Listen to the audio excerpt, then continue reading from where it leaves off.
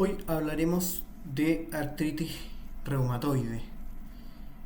La artritis reumatoide es la enfermedad con mayor prevalencia dentro de las enfermedades del tejido conectivo y es una de las patologías autoinmunes prototípicas. Es probable que durante su carrera vean varios pacientes y varias pacientes con artritis reumatoide. Esta foto refleja lo que hoy en día no queremos que ocurra en un paciente con artritis reumatoide. Ya les explicaré durante el transcurso de esta clase, pero esta es una mano con una artritis secuelada, donde podemos ver la hipertrofia de las metacarpofalancicas, la desviación a ulnar de la mano, un pulgar en Z con deformación de boutonniere y la atrofia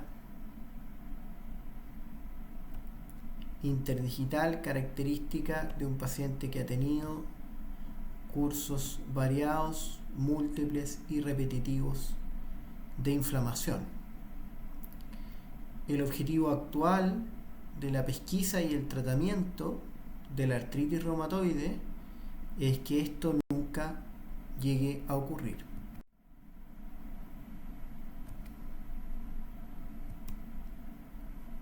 Respecto a la epidemiología, como les decía, es la enfermedad más frecuente dentro de las enfermedades del tejido conectivo. Es predominantemente una enfermedad que afecta a mujeres.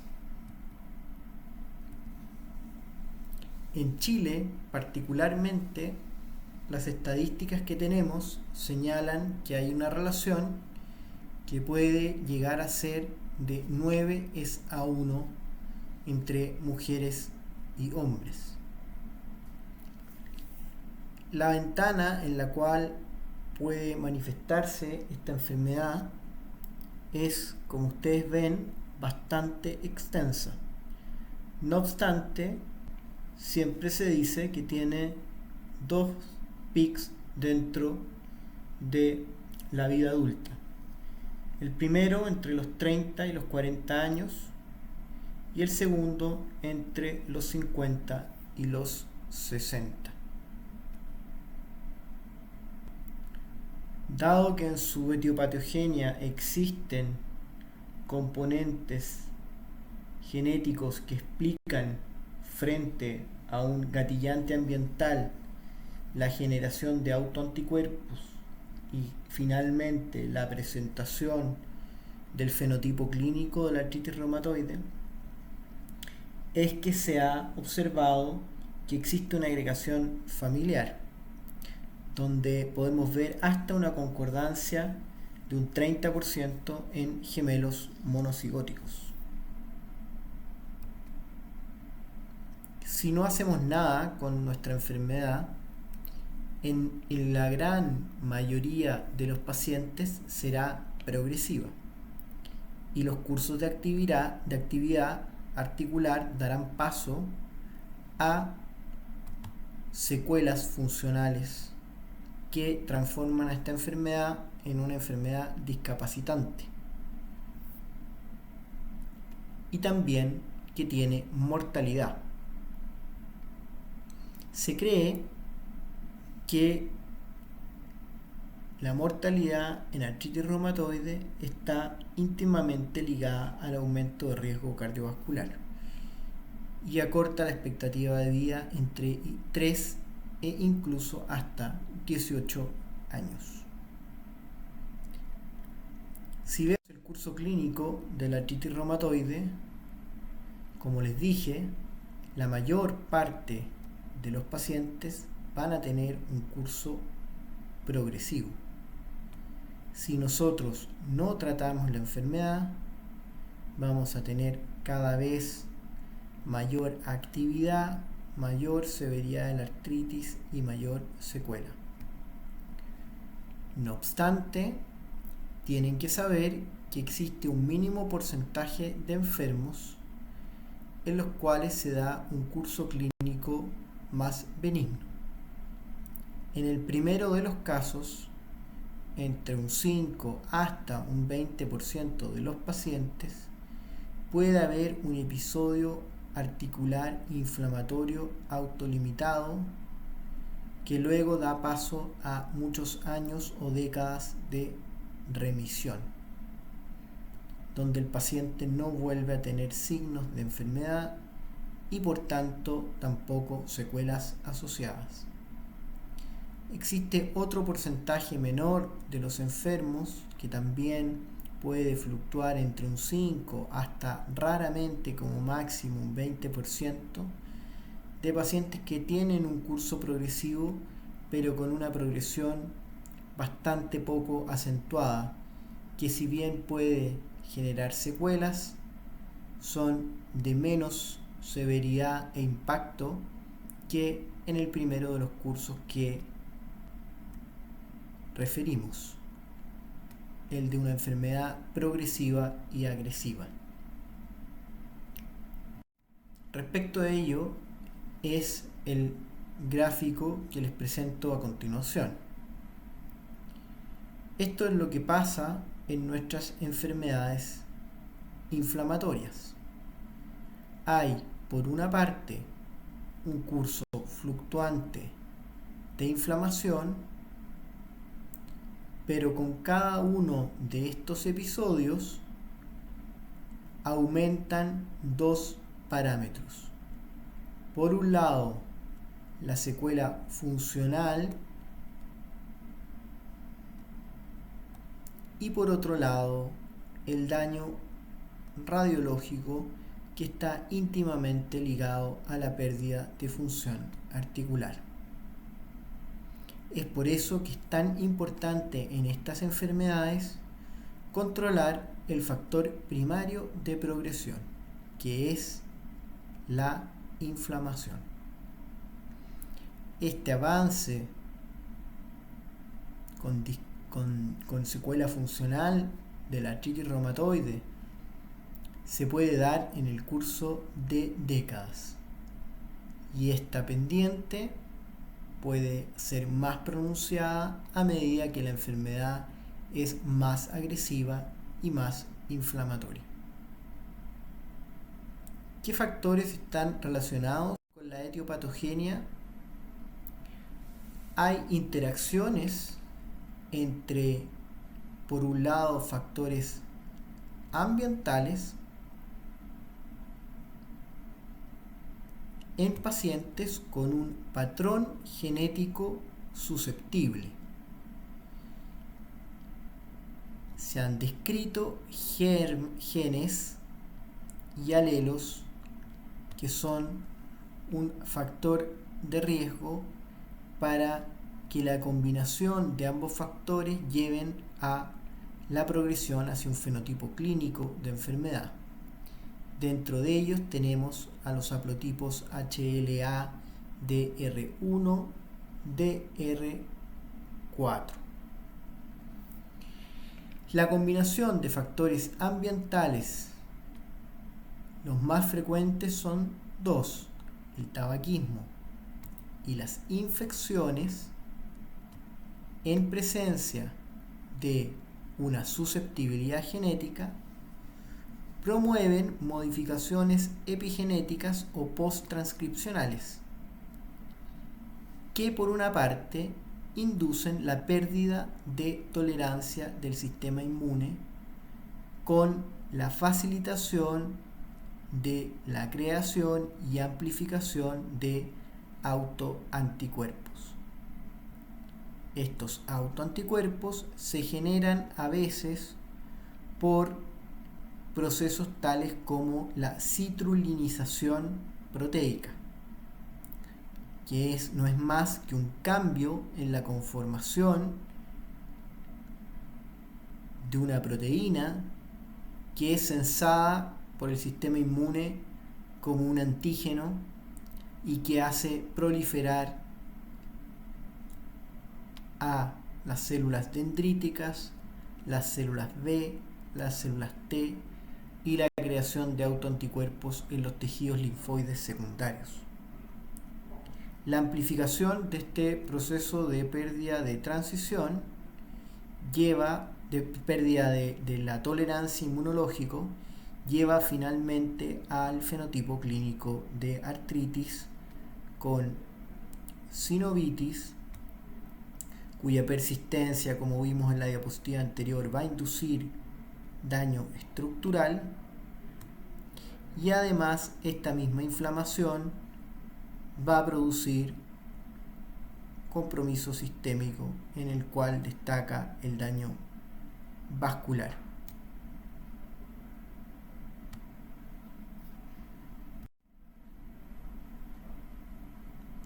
Si queremos mirar más de cerca qué es lo que ocurre dentro de la cavidad articular, nos damos cuenta que en una artritis reumatoide temprana existe precozmente una hipertrofia de la sinovial con formación de neocapilares y una hipertrofia de los sinoviocitos.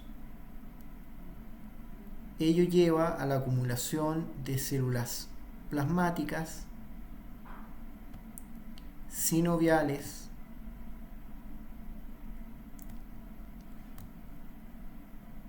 aumento de la angiogénesis local,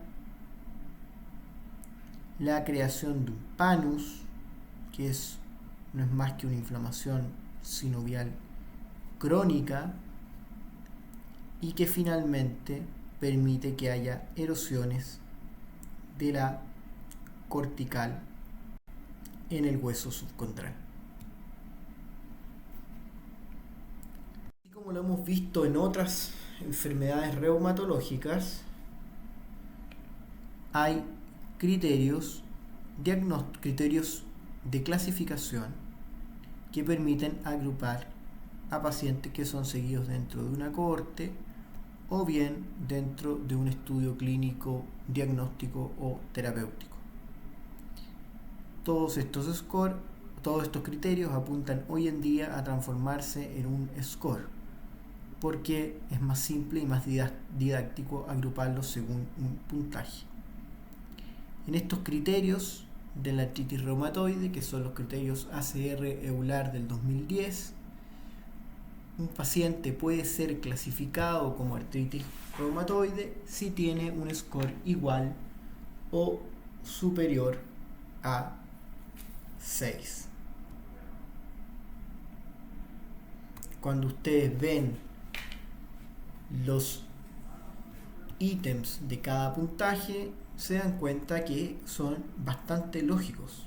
Por una parte está el compromiso articular, donde hay mayor cantidad de puntos a medida que hay más articulaciones comprometidas y ellas son de menor tamaño. Recuerden que la artritis reumatoide se enmarca dentro de una poliartritis simétrica. En segundo lugar, la serología. Más puntaje si tengo más anticuerpos presentes, ya los veremos, pero en el caso de la artritis reumatoide hay dos fundamentalmente: el factor reumatoideo y el anticuerpo anticíclico citrulinado o ACPA, también abreviado como anti-CCP. Y también más puntaje si tengo mayor inflamación en el laboratorio básico, aumento de la BSH o aumento de la PCR. Y posteriormente un tercer criterio de temporalidad, mucho más probable si el paciente ha tenido una artritis que dura más de 6 semanas. ¿Por qué este corte?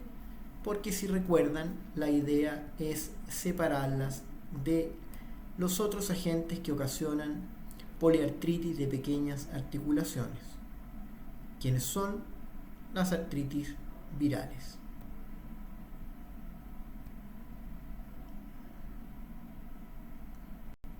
¿Qué hay de la clínica de la artritis reumatoide? Veamos primero el compromiso articular. Cuando ustedes piensen en un paciente con artritis reumatoide, recuerden una poliartritis simétrica de pequeñas articulaciones. Y también recuerden que la articulación o las articulaciones prototípicamente afectadas en la R son mano-muñeca.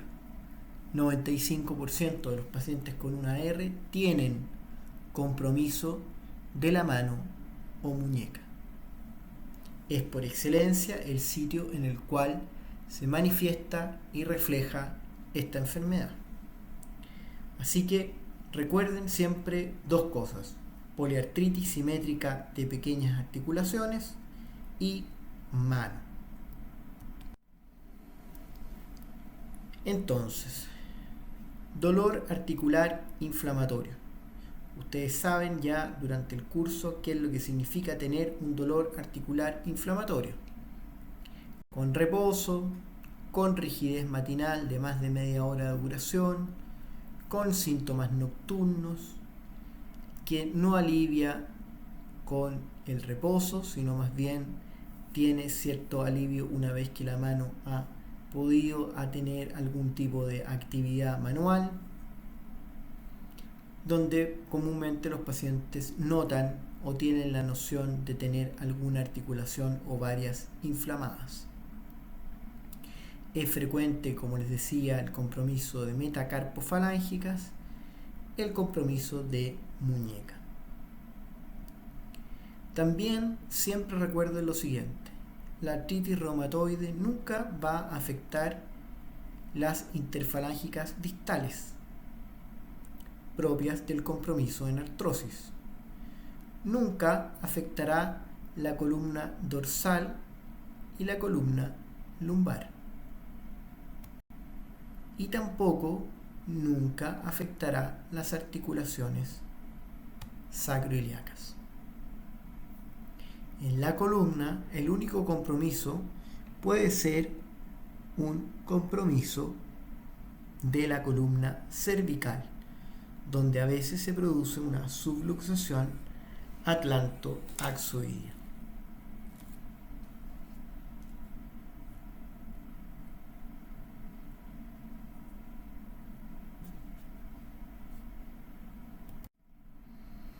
La preponderancia del compromiso en manos hace que esta figura, con la cual calculamos el número de articulaciones comprometidas en AR, tenga una hipertrofia de un dibujo esquemático de la mano muñeca, donde si uno hace el recuento articular, más de 20 de las articulaciones que se consideran están justamente en esta zona. Vean ustedes también cómo el dibujo señala el compromiso de las metacarpofalángicas, de las interfalángicas proximales. No obstante, no muestra compromiso de las interfalángicas distales, como les señalé anteriormente.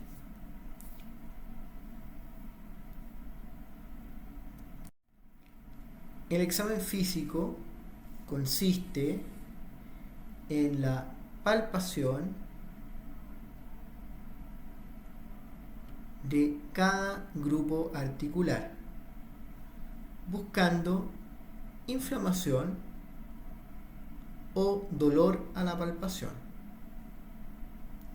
Una cosa muy simple que ustedes pueden ejecutar en su exploración física es el squeeze test o la compresión transversa de las metacarpofalángicas o metatarsofalángicas en el pie.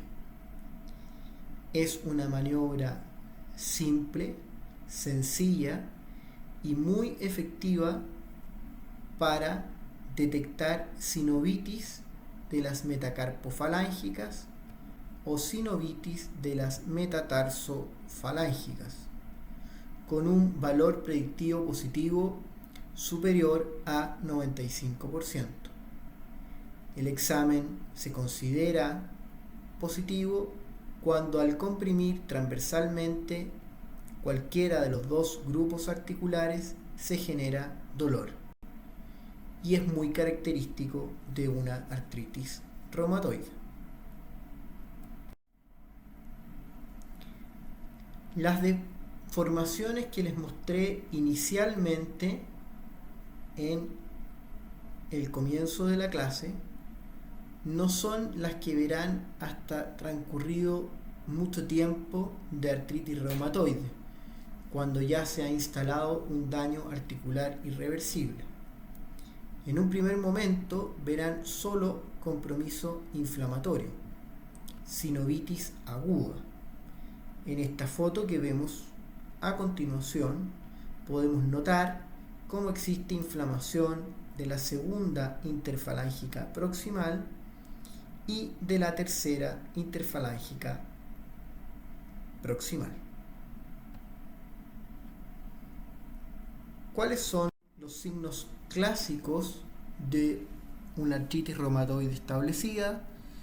Ya se los mostré: una deformación en Z del pulgar, una deformación del pulgar en boutonniere, la hipertrofia de las metacarpofalángicas, la atrofia del carpo que habla de procesos inflamatorios crónicos, la desviación a ulnar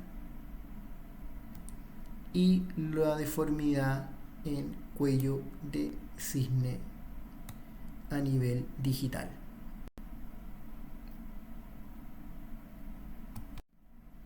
Otra foto de una mano con una artritis reumatoide establecida, donde ven claramente una desviación a ulnar y una hipertrofia de las metacarpofalángicas con predominio de la afectación en la segunda y en la tercera metacarpofalángica. Los diferentes estadios: artritis reumatoide temprana, solo con signos inflamatorios en interfalángicas y metacarpofalángicas; una artritis reumatoide intermedia, donde ya se ve aquí algo de sinovitis crónica e hipertrofia; y una artritis reumatoide tardía, donde hay deformación, subluxación de metacarpofalángicas, desviación ulnar, y fíjense en la presencia ahora de los nódulos reumatoideos en la superficie extensora de la mano.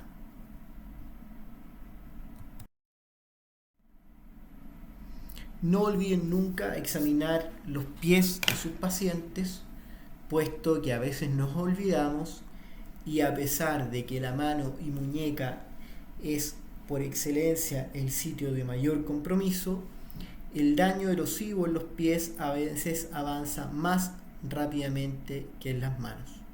Por lo tanto, los examinamos y los seguimos, al igual que la mano, con una radiografía simple. ¿Qué hay ahora del compromiso extraarticular? Muy importante conocerlo. Siempre recuerden dos cosas. El compromiso extraarticular, considerado hoy el más frecuente, ya no son los nódulos reumatoideos, es el compromiso pulmonar, con una enfermedad pulmonar intersticial, muchas veces asintomática. Recuerden que el compromiso extraarticular es bastante más frecuente en aquellos pacientes que tienen anticuerpos positivos, ya sea factor reumatoideo o antipéptido cíclico citrulinado. Y el compromiso extraarticular es un factor de mal pronóstico en artritis reumatoide. Cuando hablamos de compromiso extraarticular, me gustaría que recordaran el pulmón, los ojos, la piel por el compromiso vasculítico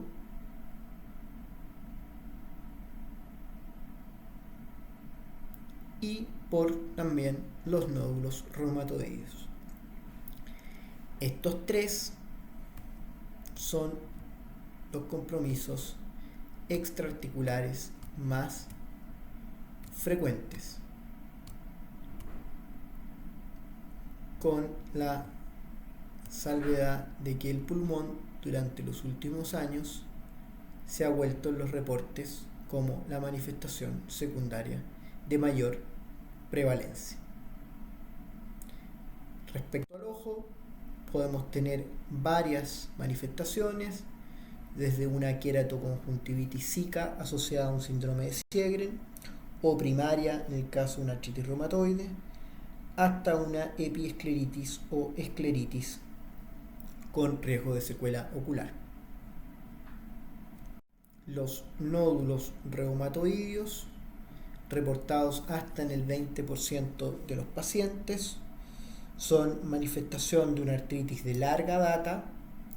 No los podemos observar en una artritis de reciente diagnóstico y se localizan fundamentalmente en las superficies extensoras del codo, del antebrazo y de las manos. No obstante, los nódulos reumatoideos también pueden verse en tejidos y no es infrecuente que los veamos en el contexto de un nódulo pulmonar. Compromiso pulmonar, como les decía, es actualmente la manifestación extraarticular más frecuente. En segundo lugar vienen los nódulos reumatoideos. La mayor parte de las veces el compromiso es asintomático y el patrón más frecuente es el de una neumonía intersticial no específica. Hay factores de riesgo. Mientras la enfermedad sea más inflamatoria y más activa, hay más riesgo de compromiso extraarticular. Y los pacientes fumadores también tienen más riesgo de experimentar un compromiso pulmonar. No pueden olvidar el riesgo cardiovascular de los pacientes con AR, que es igual o mayor al de un diabético. Hoy día, la enfermedad cardiovascular aterogénica representa la principal causa de muerte de los pacientes con artritis reumatoide. ¿Qué hay del laboratorio? Vamos a ver fundamentalmente los anticuerpos relacionados a la artritis reumatoide, el factor reumatoideo y el anticuerpo antipéptido cíclico citrulinado, conocido como anti-CCP o ACPA.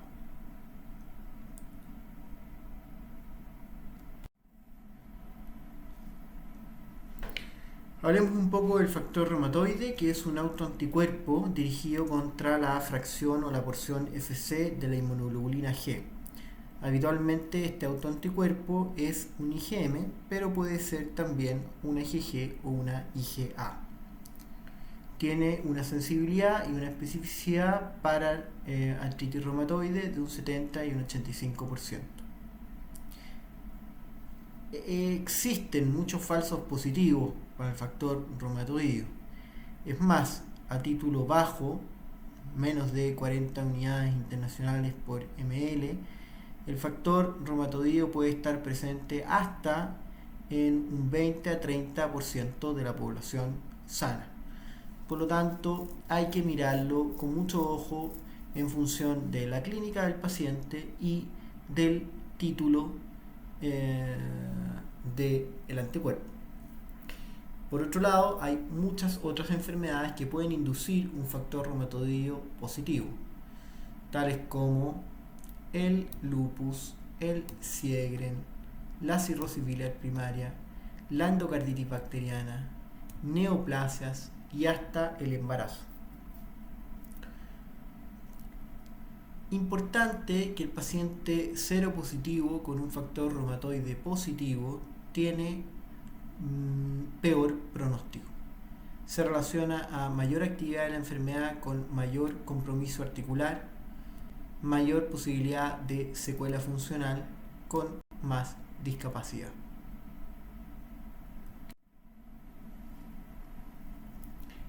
El anticuerpo antipéptido cíclico citrulinado son autoanticuerpos de reciente uso en la clínica presente desde hace 10 a 15 años. En general, responden a una modificación de la conformación proteica por el proceso llamado citrulinización. La citrulinización es una modificación post-transcripcional donde se intercambia un residuo de arginina por uno de citrulina, y esto está mediado por una enzima llamada peptidil-arginina deaminasa o PAD. Se cree que la citrulinización es importante, pues es un factor que induce la producción de autoanticuerpos, y justamente los anti-CCP son anticuerpos antipéptidos citrulinados. Por ejemplo, como factor ambiental, se ha atribuido al tabaco un gran potencial de inducir citrulinización de proteínas plasmáticas. Los anti-CCP tienen una sensibilidad similar al factor reumatoideo, pero tienen una ventaja, y es que tienen muchísimo mayor especificidad, casi un 10% más. De los pacientes que anteriormente quedaban como seronegativos, hoy nos ayuda el hecho de tener el anti-CCP, porque 40% de ellos van a tener anti-CCP positivos. El anti-CCP es más específico y aparece más precozmente en el curso de la enfermedad, por lo cual nos permite hacer un diagnóstico más precoz. El compromiso radiológico, hay que recordar estas 5 alteraciones. Primero, se puede ver un aumento del volumen de partes blandas periarticular. Hay cierto fenómeno de osteopenia yuxtaarticular, con una disminución de los espacios articulares, con la presencia de erosiones y sin la presencia de fenómenos de construcción ósea, como en la artrosis o en la artritis psoriática. Si vemos la siguiente radiografía, podremos apreciar todos los cambios que les mencioné anteriormente. Por una parte, la osteopenia yuxtaarticular. Comparen esa densidad radiológica con esta en una articulación no afectada. Vean la disminución simétrica del espacio articular, la presencia muy clara de una erosión marginal, donde hay un recorte de la cortical ósea. Parece esto un mordido, ahí falta un pedazo, ¿no es cierto?, de hueso.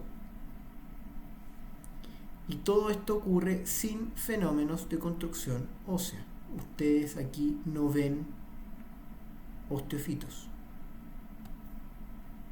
Esas son características de una artritis reumatoide. Muchas veces también se puede ver un aumento de las partes blandas de manera indirecta.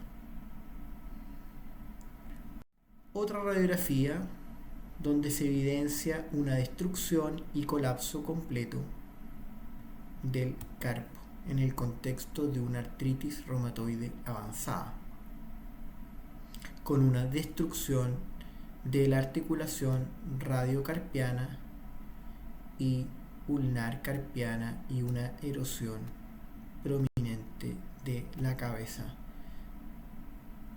del estiloides. Respecto de la radiografía de manos, algo en lo que ya hemos insistido: la desviación ulnar, la subluxación de las metacarpofalángicas, la disminución global y homogénea del espacio articular, la osteopenia yuxtadural y el compromiso erosivo cortical marginal.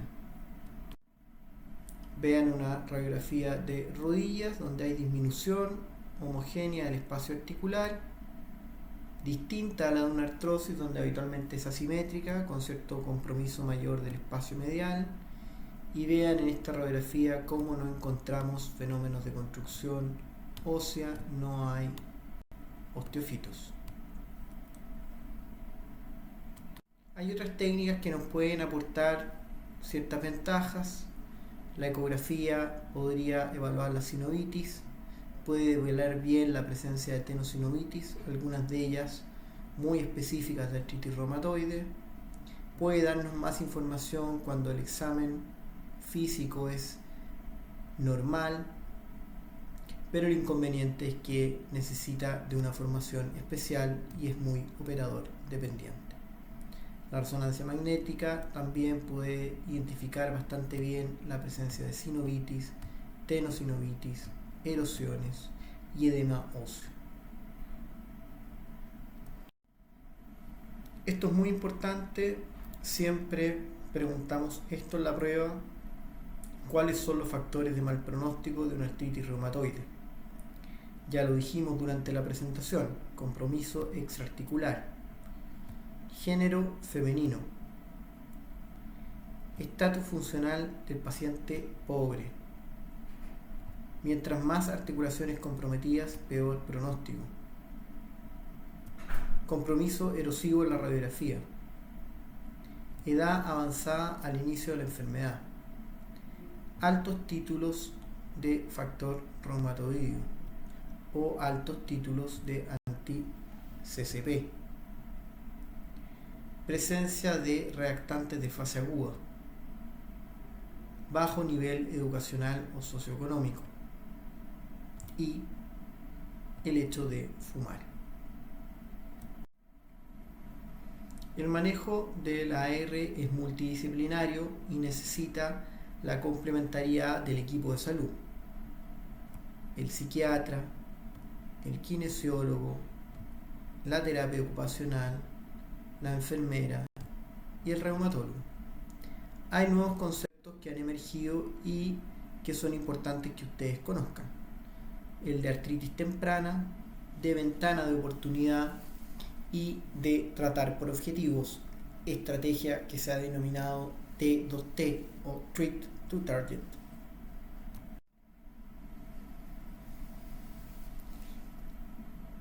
Es muy importante, y lo vamos a ver en las siguientes diapositivas, poder hacer un diagnóstico precoz de una artritis reumatoide. En sistemas de salud desarrollados, el tiempo todavía es demasiado excesivo y supera al ideal.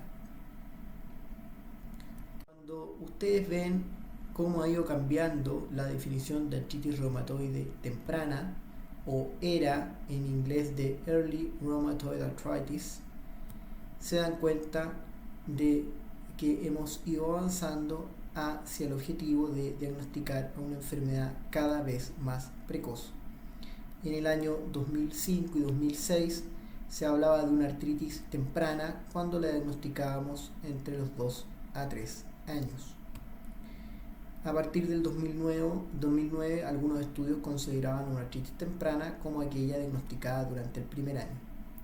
Y actualmente las últimas recomendaciones hablan de artritis temprana cuando ella ha sido detectada en los primeros 6 meses.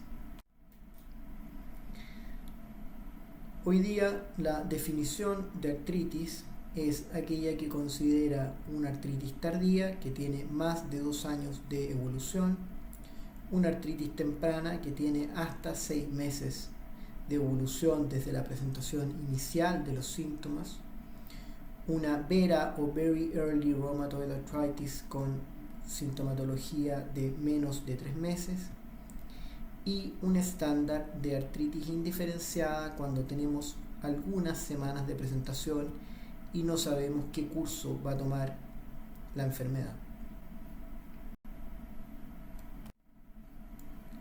Esta artritis indiferenciada es un concepto que se ha vuelto desafiante, un periodo en el cual vemos al enfermo con manifestaciones de inflamación articular, pero no tenemos todavía ni los anticuerpos ni la claridad de si va a haber una progresión hacia una artritis reumatoide,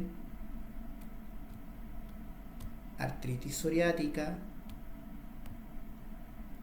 o esto puede ser simplemente una artritis viral. No obstante, los estudios clínicos nos muestran que tratar anticipadamente, aun cuando no sepamos la progresión, se asocia a una ventaja y reducimos el riesgo de presentar una artritis reumatoide. En este pequeño esquema que preparamos para una publicación de revisión acerca de artritis temprana, nos damos cuenta que tenemos una ventana de oportunidad para tratar la artritis y impedir su progresión. En una etapa muy temprana, antes de los 3 meses, tenemos una ventana de oportunidad sobre todo para tratar a los pacientes seropositivos. Y tenemos una ventana un pelín más prolongada para tratar a aquellos que sean seronegativos hasta una etapa de una era o artritis reumatoide temprana que llega hasta los 6 meses. Esta ventana de oportunidad se define como el marco de tiempo en el cual una intervención terapéutica puede traer beneficios a largo plazo, impidiendo la progresión de la enfermedad o disminuyendo la posibilidad de que esa enfermedad tenga secuelas funcionales. ¿Cuáles son las ventajas de tratar temprano? La primera ventaja es que el porcentaje de pacientes en remisión es bastante mayor, hasta de un 60% versus pacientes que iniciaron su tratamiento una vez establecida la artritis reumatoide, donde el porcentaje de remisión es casi la mitad. Segundo, esta remisión puede estar asociada a la suspensión de los medicamentos. Cuando uno trata a un enfermo muy precozmente, hasta un 30% de los pacientes están tan bien que logran suspender drogas por algún periodo de la enfermedad.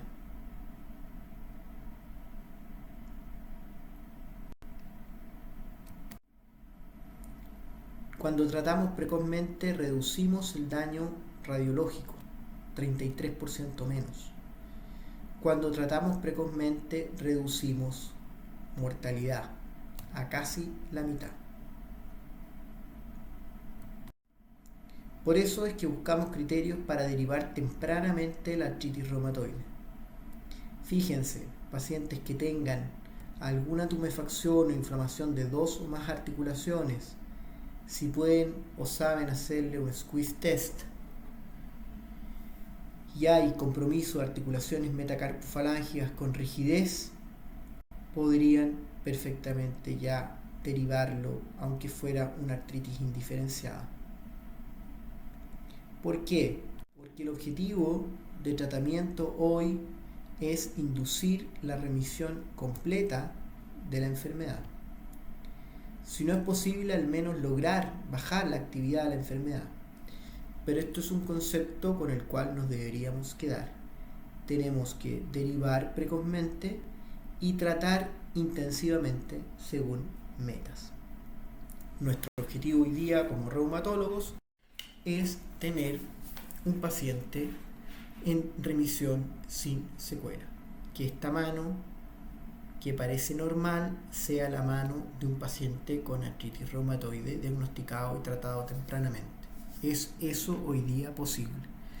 Que esta radiografía sin daño radiológico sea la radiografía de un paciente con artritis temprana tratado precozmente y tratado según metas. Por eso hoy día existen scores que pueden seguirse de manera objetiva para tratar de inducir una remisión bajo un criterio objetivo.